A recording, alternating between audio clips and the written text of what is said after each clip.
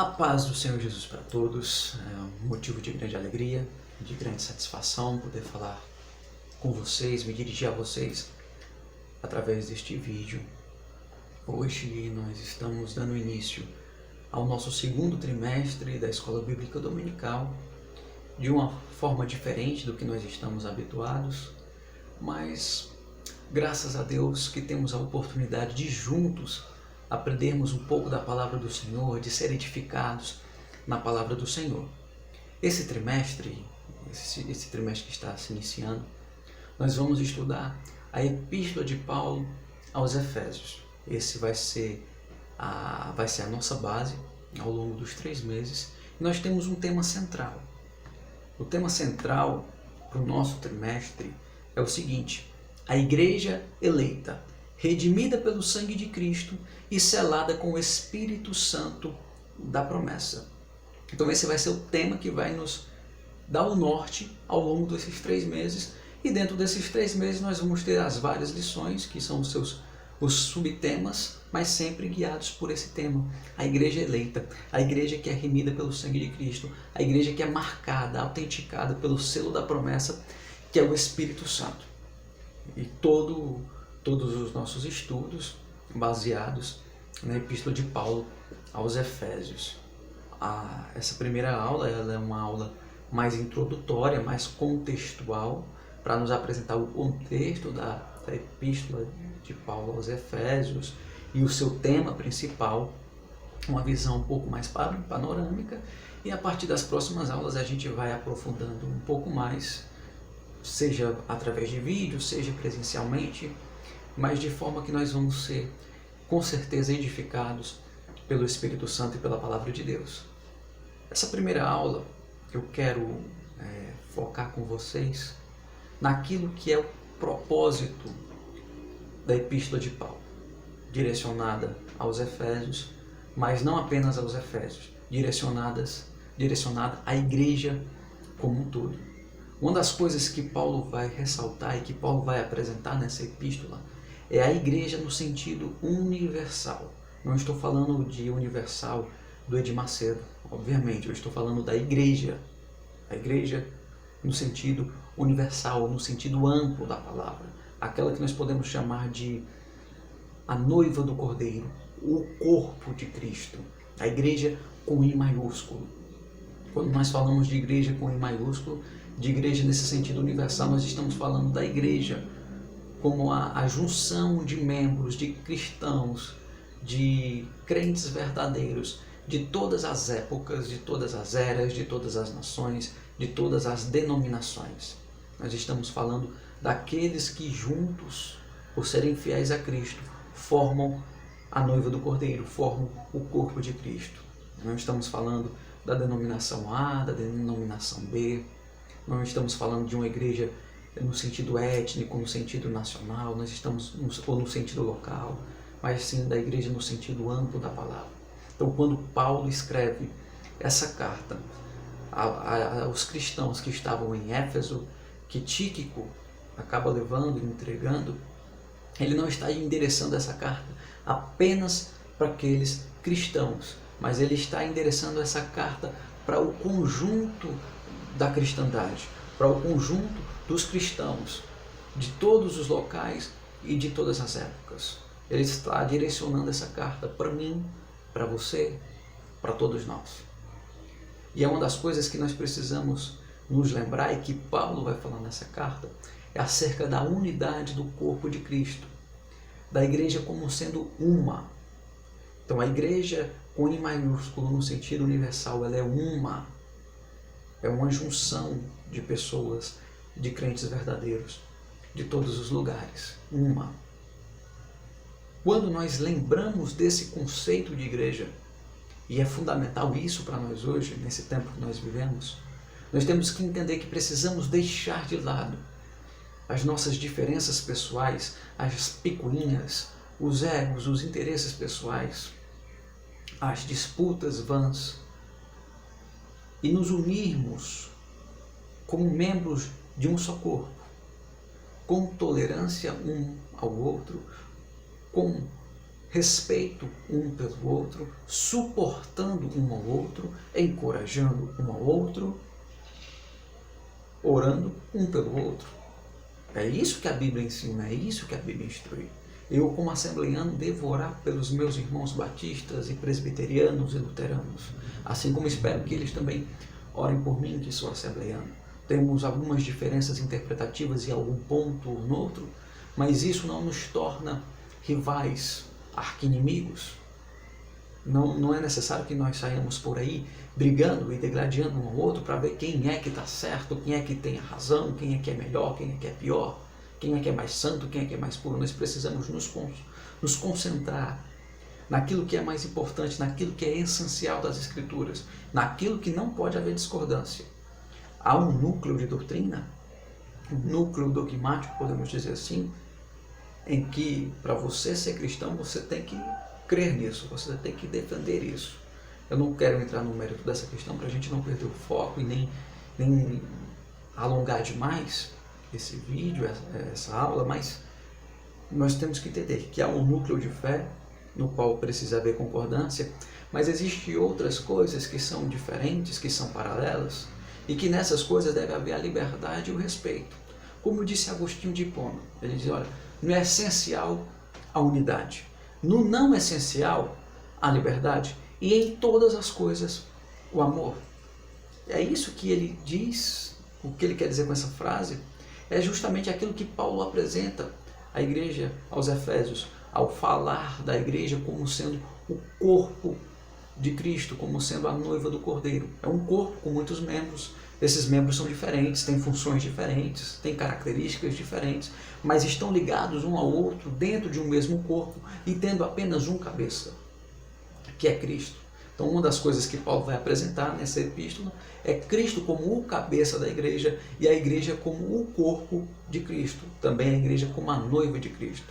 O corpo, aquele que está ligado e submisso ao cabeça, que é Cristo, e a noiva, aquela que está preparada, ataviada, sem manchas, esperando o seu noivo, que é Cristo. Paulo vai apresentar esses conceitos para nós ao longo da sua epístola aos Efésios. A epístola de Paulo aos Efésios, ela é uma das obras mais maravilhosas do Novo Testamento. Ela é chamada de uma das coroas dos escritos paulinos, junto com a carta aos Romanos.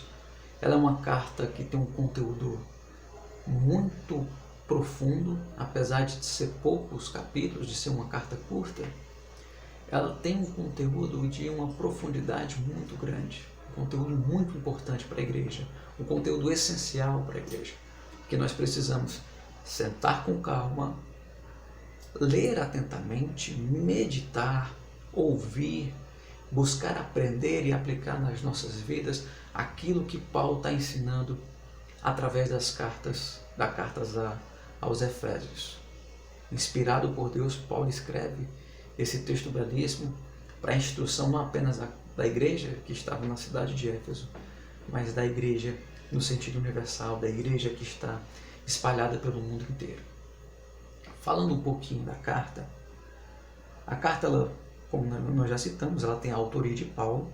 Todo mundo conhece um pouco da história de Paulo, aquele que estava indo por caminho de Damasco e que viu aquela luz e que ouviu aquela voz, que ficou cego por um tempo, que se converteu a Cristo, o perseguidor que virou perseguido, enfim, todos nós conhecemos alguns detalhes da trajetória, da biografia de Paulo, que também poderia ser chamado de Saulo. São os dois nomes de uma mesma pessoa. Saulo é um nome israelita, Paulo é um nome romano. Como nós sabemos, e a Bíblia mostra, Paulo era um homem que tinha a cidadania romana. Então, para os judeus, para o povo de Israel, ele era Saulo, da tribo de Benjamim, que foi educado aos pés de Gamaliel, que foi um fariseu fervoroso, mas que também era um homem da cidade de Tarso, que tinha comprado para si, ou que o seu pai comprou para ele quando ele era criança, a cidadania romana, e que por isso ele tinha alguns direitos a mais diante do Império Romano. O livro de Atos dos Apóstolos, principalmente no capítulo 16, mostra um pouco mais disso, que Paulo, como cidadão romano, ele receberia um tratamento diferente.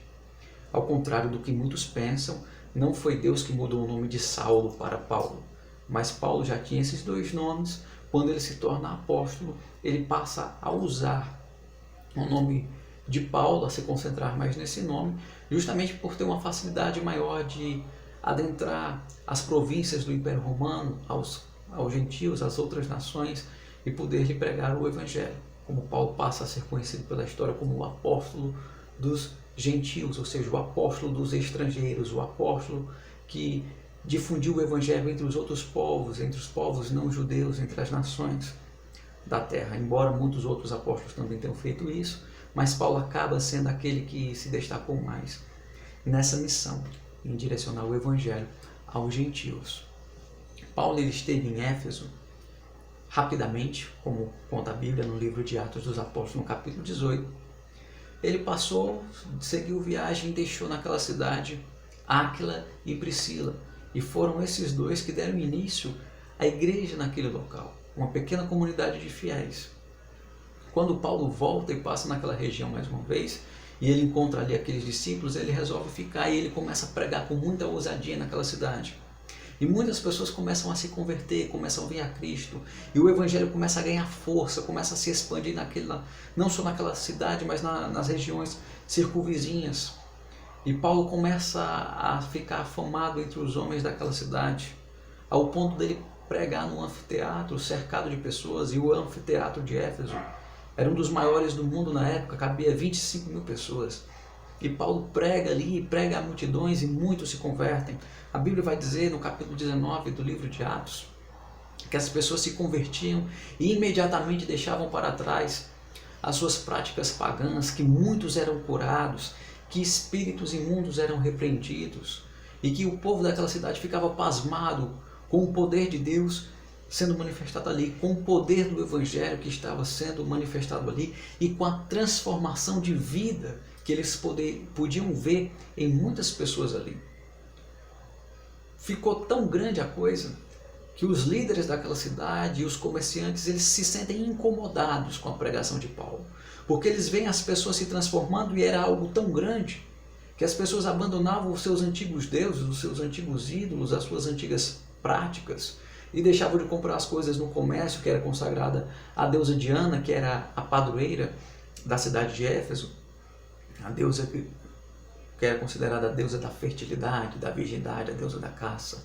Havia um templo imenso naquela cidade, um templo cheio de monumentos, com mármore nas paredes, uma coisa impressionante. Tanto é que o templo de Diana, em Éfeso, ficou conhecido como uma das 7 maravilhas do mundo antigo. E as pessoas iam naquele templo e frequentavam diariamente e compravam as bugigangas que havia no mercado e as imagens de Diana e faziam oferendas e sacrifícios, e havia uma prostituição cerimonial e eram orgias, enfim, era uma coisa absurda, abominável aos olhos do Senhor.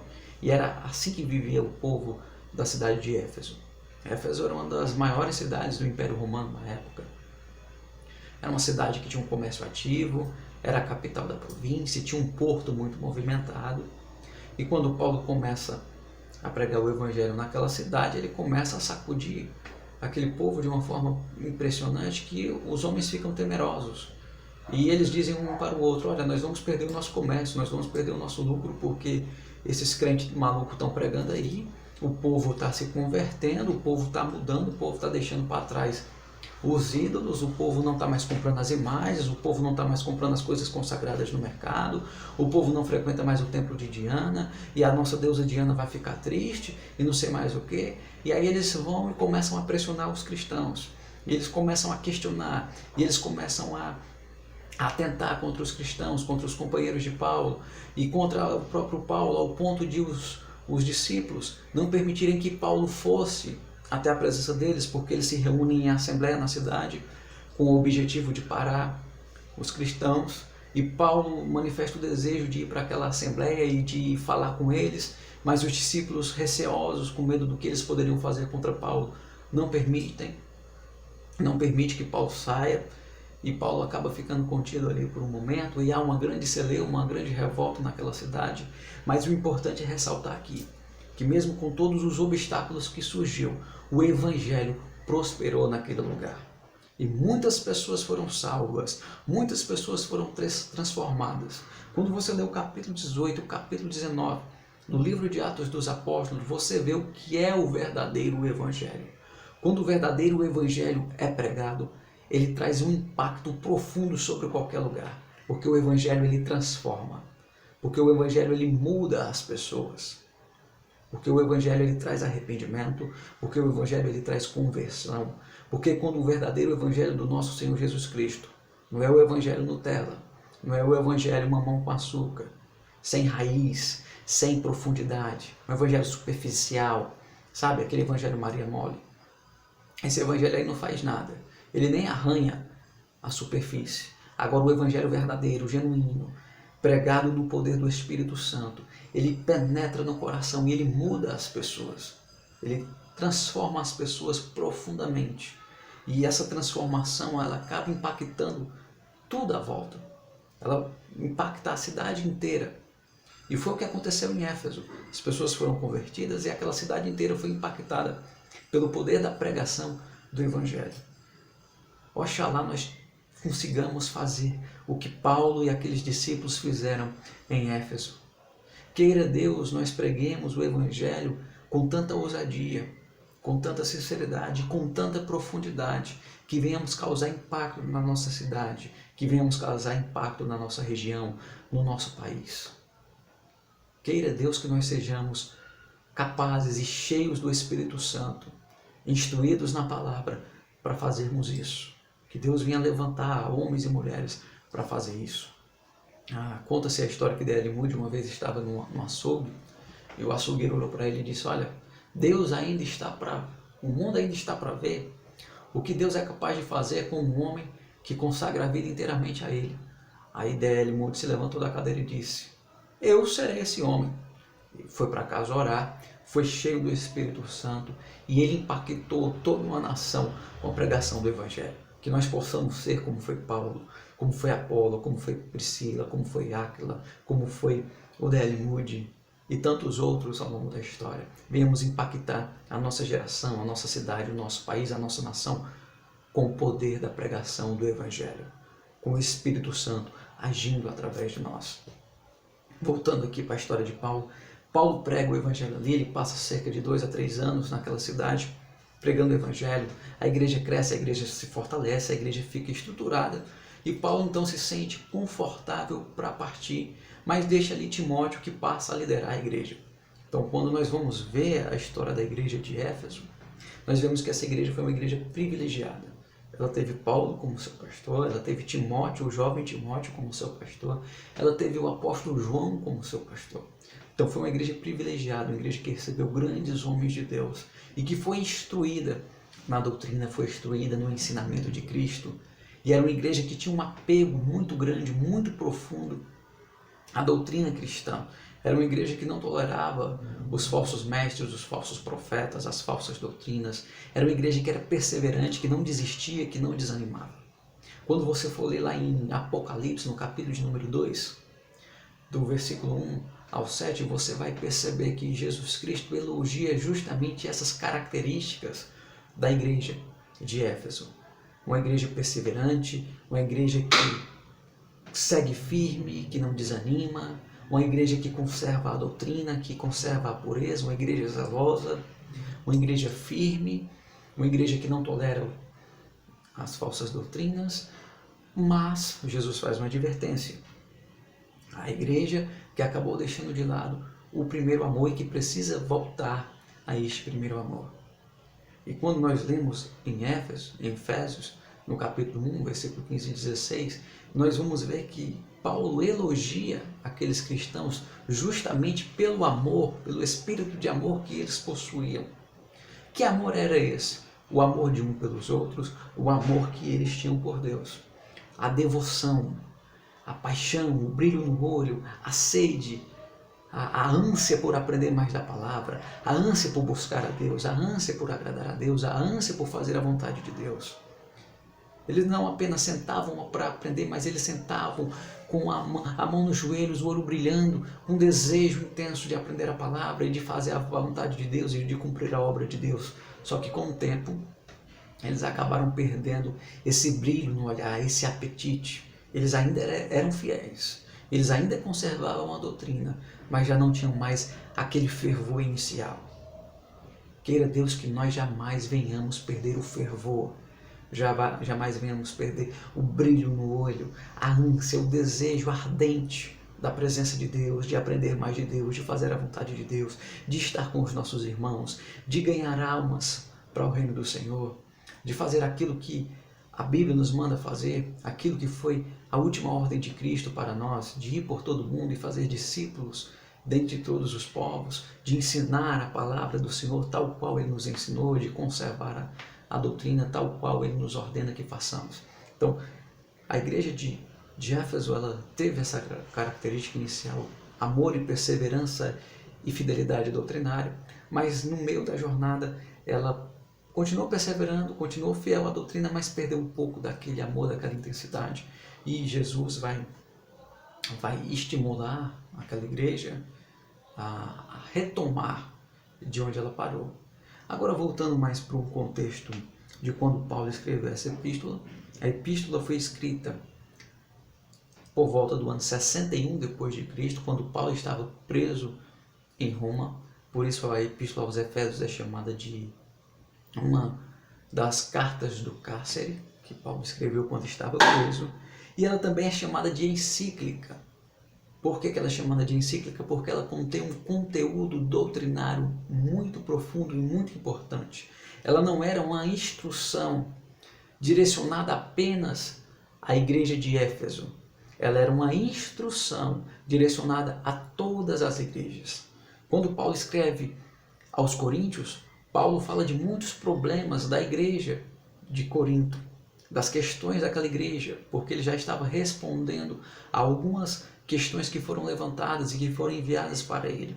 Mas quando Paulo escreve a igreja de Éfeso, ele fala de algo profundo, de algo abrangente, de algo que era relacionado àquela igreja no sentido local, mas também relacionado à igreja no sentido universal. E as doutrinas e os ensinamentos que Paulo vai nos mostrar nessa carta são profundos e são indispensáveis para a igreja hoje. Paulo vai chamar a igreja à unidade. Ele vai dizer, olha, no capítulo 4, ele vai chamar a igreja a estar junta, unida, orando um pelo outro, suportando um ao outro. Ele vai dizer, olha, perseverem, sejam diligentes, sigam firmes na unidade do Espírito e no vínculo da paz. Lembrem-se, há um só Deus, um só Senhor, um só Espírito. Então nós somos um corpo, nós somos uma igreja. Nós não somos várias, somos um no sentido universal, que fique bem claro. Somos uma noiva do Cordeiro, somos um corpo de Cristo. E como um corpo nós precisamos estar ligados, conectados, bem ajustados, vivendo em harmonia, apesar das nossas diferenças, apesar das nossas características peculiares, das nossas distinções. Nós precisamos viver interligados, unidos e sendo edificados na palavra. Uma das coisas que Paulo vai deixar bem claro nesse capítulo de número 4 é a necessidade de que nós venhamos a ser edificados constantemente. Outra maneira como Paulo se refere à igreja na carta aos Efésios é chamando a igreja de um edifício que é edificado por Deus. Então Deus nos edifica através da sua presença, Deus nos edifica através da sua palavra. Nós precisamos sentar, ouvir e meditar na palavra que é nos dada para que a gente possa crescer, para que a gente possa amadurecer. No capítulo 4, Paulo vai falar sobre isso. Ele vai dizer, olha, Deus deu à igreja pastores, profetas, evangelistas, apóstolos, mestres, para que a igreja seja edificada na palavra, para que a igreja seja aperfeiçoada, para que a igreja não seja como meninos inconstantes levados por qualquer vento de doutrina, mas para que ela cresça na verdade, para que ela seja edificada, estruturada na verdade. E que verdade é essa? A palavra de Deus. Então nós precisamos perseverar nessa verdade, crescer nessa verdade. E lembrar da importância da unidade. Como igreja, nós não devemos viver em contenda, em conflito, degladiando um ao outro, caluniando, difamando, acusando, apontando um ao outro. Nós precisamos ser intolerantes com o pecado, intolerantes com as falsas doutrinas, com os falsos mestres, com as heresias, mas precisamos andar em comum acordo. Por mais que nós tenhamos interpretações divergentes num ponto ou no outro, diferenças num aspecto ou no outro, mas nós precisamos perseverar na unidade, na comunhão, dentro desse espectro cristão, desse cenário cristão que envolve muitas pessoas de diversas nações e de diversas culturas, que envolve muitas questões que são diferenciadas dentro de um ponto de vista interpretativo, mas que nós precisamos ter um pouco de discernimento, de sabedoria para entender que naquilo, como eu disse no princípio, que é essencial, nós precisamos ter unidade. Naquilo que não é essencial, precisamos ter a liberdade, o respeito, a compreensão. E em tudo nós precisamos andar em amor, perseverando, orando uns pelos outros, encorajando uns aos outros, congregando, apoiando, incentivando. Em Hebreus, no capítulo de número 10, no versículo 25, a Bíblia nos exorta a continuar nos reunindo como igreja, encorajando uns aos outros, pois breve é o dia. Que dia? O dia da vinda do Senhor Jesus Cristo. Então, quando nós vemos algumas coisas acontecendo nesses nossos dias, de pessoas, sabe, degladiando um ao outro nas redes sociais, na mídia, expondo um ao outro e trocando farpas e acusações e indiretas que vai e que vem, nada disso traz edificação para a igreja. Nada disso é agradável aos olhos do Senhor. Pelo contrário, só nos envergonha diante do mundo. Mas quando nós deixamos algumas dessas nossas diferenças de lado e começamos a orar juntos em prol da igreja e a orar juntos para que Deus tenha misericórdia das pessoas, para que Deus salve, para que Deus transforme, nós mostramos à igreja, nós mostramos ao mundo, nós mostramos a todos o que é de fato servir a Cristo. Paulo nos chama na carta aos Efésios a essa unidade. Isso não significa que nós vamos ser todo mundo igual, pensar igual e fazer tudo igual. Não é isso que ele está falando, não é isso que eu estou chamando a atenção. Eu estou falando de andar em harmonia, em compreensão, suportando um ao outro, tolerando um ao outro, vivendo sem esses conflitos, essas picuinhas menores, que muitas vezes são mais fundadas no ego de cada pessoa do que na palavra de Deus. Quando eu me encontro com uma falsa doutrina, uma heresia, um falso mestre, um falso profeta, o meu dever é expor, é denunciar e mostrar por que aquilo é uma falsa profecia, porque aquilo é uma heresia, porque aquilo é um falso ensino. Eu não posso me furtar a isso. Mas isso nada tem a ver com essas disputas que a gente vê hoje entre o calvinista e o arminiano para ver quem está certo e quem está errado. E aí um acusa o outro. Qual é o benefício disso? Qual é a lógica disso? Isso só traz problema. Mas quando eu ando na verdade, com compreensão, defendendo a sã doutrina, proclamando o verdadeiro evangelho, o evangelho da paz, o evangelho de Cristo, aí o poder de Deus se manifesta na minha vida, aí o poder de Deus atinge o coração das pessoas, e aí a gente pode ver acontecer na nossa cercania, na nossa cidade, na nossa nação, aquilo que aconteceu em Éfeso. As pessoas se convertendo a Cristo verdadeiramente, de maneira tão profunda que incomoda o mundo inteiro, que o mundo inteiro tem que parar e falar, vamos calar esse povo, porque senão ele vai converter a todo mundo, porque senão ele vai convencer a todo mundo.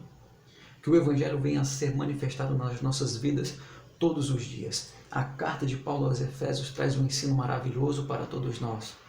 Ao longo desses 3 meses nós vamos meditar nesse ensino e eu tenho certeza que nós vamos aprender coisas maravilhosas, coisas saborosas para a nossa vida. Paulo instrui a igreja a viver em unidade, a igreja a orar um pelo outro e a se revestir da armadura de Deus. Você tem que entender que nós temos, como Paulo fala na Epístola aos Efésios, no capítulo 6, nós temos uma luta, nós temos uma batalha espiritual.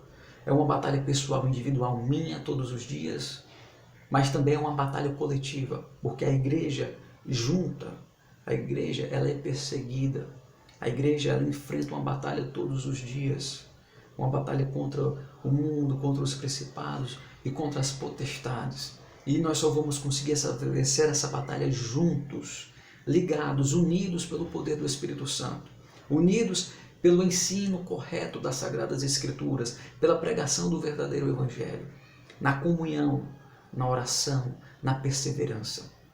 Se nós nos concentrarmos naquilo que Paulo escreveu, no capítulo, principalmente nesses capítulos, o capítulo número 4, 5 e 6, do livro de Efésios, Paulo vai nos dar uma instrução muito profunda acerca da unidade do corpo de Cristo, acerca da perseverança da igreja, acerca da batalha espiritual e da necessidade que nós temos de nos revestir, cada um individualmente, mas também no coletivo, como igreja, para essa batalha de nos revestirmos da armadura de Deus.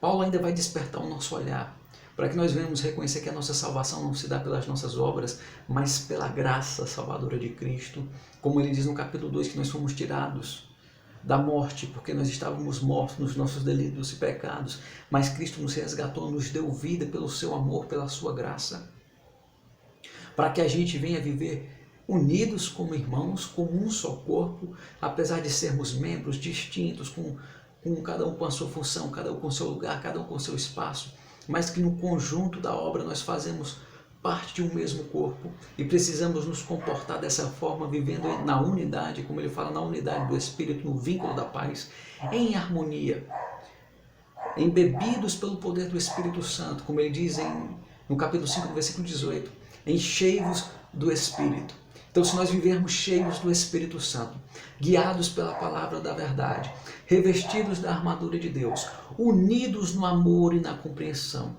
pode ter certeza de uma coisa: o nosso testemunho vai impactar o mundo, a nossa pregação vai impactar o mundo, a nossa oração vai impactar o mundo. Então, que ao longo desses 3 meses nós possamos juntos aprender sobre essa epístola maravilhosa aos Efésios e sobre esse tema central que vai tratar justamente da igreja. Quem é a igreja? Eu, você, nós. Nós juntos somos a igreja, nós juntos somos a noiva do Cordeiro, somos o corpo de Cristo e precisamos perseverar nisso, perseverar na comunhão, na oração, na doutrina cristã, no partir do pão e na evangelização. E eu tenho certeza que Deus fará coisas grandes nas nossas vidas e coisas grandes através de nós. Que Deus possa abençoar cada um de vocês e vamos seguir firmes, orando um pelos outros, porque nesses tempos difíceis, nesses tempos de crise que estamos vivendo, Deus tem coisas profundas a falar conosco e a nos revelar. Que Deus em Cristo vos abençoe. Fiquem na paz do nosso Senhor e Salvador Jesus Cristo, hoje e sempre. Amém.